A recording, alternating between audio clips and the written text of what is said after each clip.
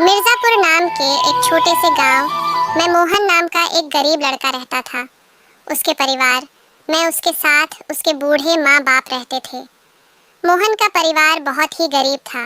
उनके पास ना तो कोई ज़मीन थी और ना ही खाने के लिए कोई साधन।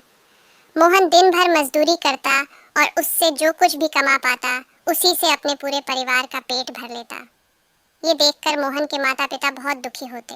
हमारे पास ना अपना घर है और ना ही अपनी कोई जमीन। हमारा बेटा दिन भर दूसरों के खेतों में मजदूरी करता है और उसके बदले भी उसे बहुत कम पैसे मिलते हैं। हम दोनों अपने बेटे पर बोझ बन गए हैं। परेशान मत हो रीमा, हमारा बेटा बहुत मेहनती है, भगवान सब देख रहा है। मोहन ने कभी किसी के साथ बुरा नहीं किया। वो ईमानदारी से काम करता है।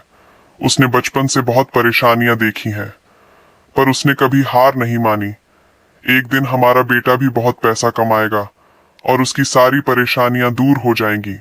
सोहन हमेशा सोचता था एक आज भले ही उसकी किस्मत उसका साथ ना दे रही हो, पर उसे यकीन था कि अगर वो मेहनत करता रहेगा तो एक दिन उसका भाग्य भी बदलेगा और उसकी सारी परेशानियां खत्म हो जाएंगी। एक दिन मोहन लाला राम जमींदार के खेत पर काम कर रहा था। लाला राम पास के एक पेड़ के नीचे बैठा था। मोहन अपने काम में लगा हुआ था। तभी उसने देखा कि लाला राम बहुत ही उदास है और गहरी चिंता में डूबा हुआ है।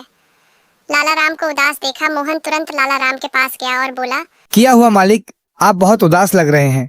मुझे ऐसा लग रहा है जैसे आप गहरी चिंता में हैं। कुछ हुआ है मुझे बताइए, क्या पता मैं आपकी कुछ सहायता कर सकूं। सोहन की बात सुनकर लाला राम को गुस्सा आ गया और वह मोहन को बोला, अरे तू किया मेरी सहायता करेगा? तू खुद अपनी सहायता कर सकता है। किया, अगर तू किसी की सहायता करने के काबिल होता तो किया, तुझे 2 वक्त के खाने के लिए आज मेरी जमीन पर काम करने की जरूरत पड़ती। चल यहाँ से जा, निकल और अपना काम कर। सेठ जी, ऐसा नहीं है। ये सब वक्त वक्त की बात है। सब किस्मत का खेल है और इंसान को अपनी मेहनत पर विश्वास रखना चाहिए।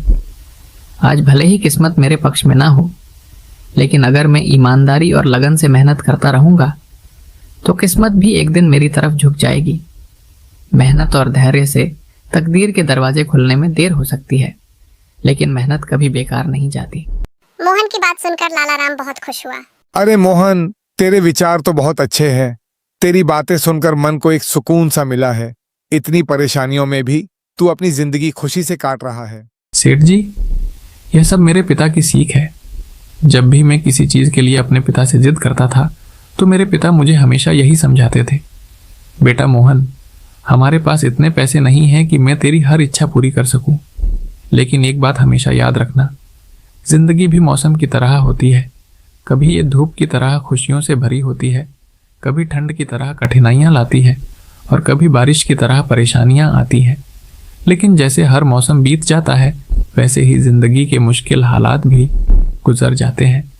बस धैर्य और हिम्मत बनाए रखना जरूरी है, क्योंकि एक दिन सब कुछ ठीक हो ही जाता है। अरे वाह, लगता है तेरे पिता बहुत ही नेक इंसान है। किसी दिन में भी उनसे जरूर मिलूंगा। मालिक, क्या हुआ है? एक बार आप मुझे साफ साफ बताइए। क्या पता आपकी परेशानी का कोई हल मिल ही जाए। अरे मोहन, मैं एक बहुत बड़ी परेशानी में फंस गया हूँ। मुझे अपनी परेशानी का कोई भी हल नजर नहीं आ रहा है। सेठ जी, एक बार मुझे बताइए तो क्या पता आपकी परेशानी का कोई हल निकल ही